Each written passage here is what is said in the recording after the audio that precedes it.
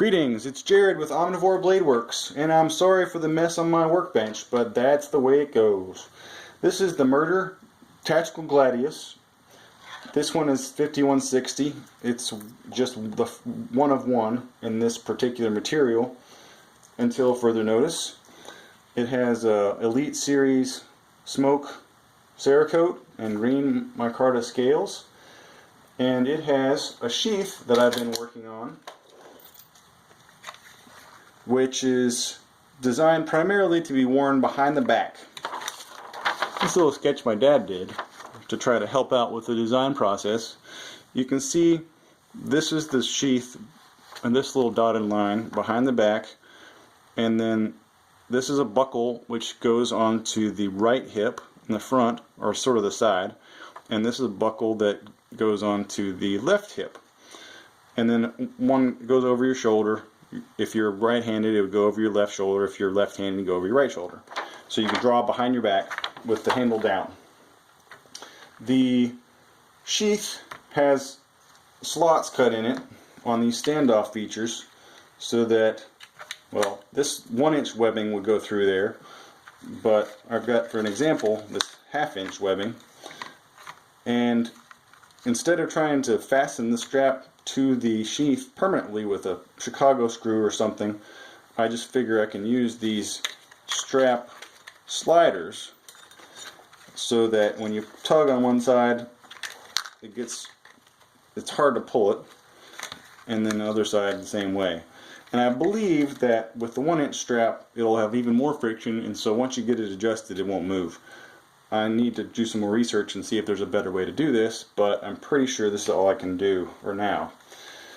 So then on the other side of the strap, where it meets your belt, you have a kydex buckle, a new improved version, which has a cam lock attached to the adjuster side so that you can run your webbing through, adjust your length, and then pop a little cam down, and then it won't move at all, and it'll probably lock it down a little bit better. Then this side, the female side of the kydex buckle, will have another piece of webbing that will just be a loop.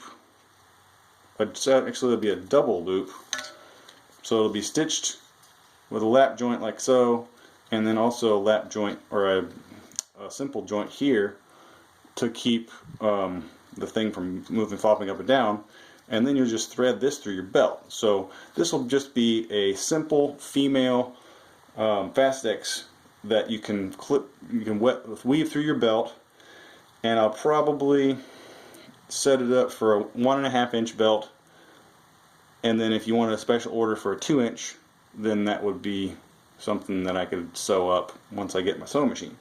So making sheaths is a big part of what I do here at Omnivore Blade Works.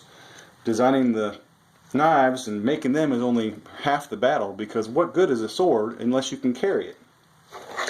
The other part of this sheath, which makes it a little bit more adaptable, is that these standoffs have holes which are perfect setup for mouse clips. So they're 1.5 inches apart both ways, and you can carry it on a backpack horizontally or vertically, and it should be right on both sides of it if I got all my spacing right. Sometimes molly webbing isn't perfectly accurate, and so there may be a little bit of fudge factor built in.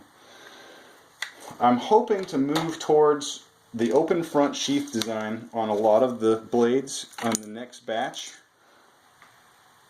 This Americanus being the first one of the batch, because I have the jimping feature on the back and a flat spot. I can get away with using a magnet, which I've already demonstrated in previous videos, but you can see little magnets in there, and that is what holds the blade up into the sheath instead of, or in addition to, the frictional forces which would be on the handle. And then of course you have the lock pin hole and the pull the dot snap, so you have triple retention quadruple retention really on this particular sheath. On the sheath for the Murder Tactical Gladius, all you've got is some friction in the fuller area, which I probably need to make a little deeper than it did. And then also you have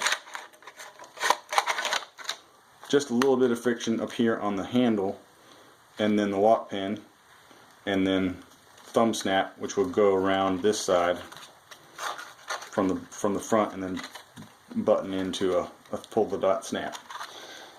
So if you have any input about how to make this strap, which is going to be 1 inch, to keep it from sliding back and forth, like this works pretty good, but I can still tug it if I pull real hard. If there's a better way to do this, please tell me, because I want to make this perfect. And I don't want to make it a bulky feeling when you got it on your back either. So give me some input, share your comments below in the comment section, or even call me. So you can find my number on the selfrelianceessentials.com website, and we'll go from there.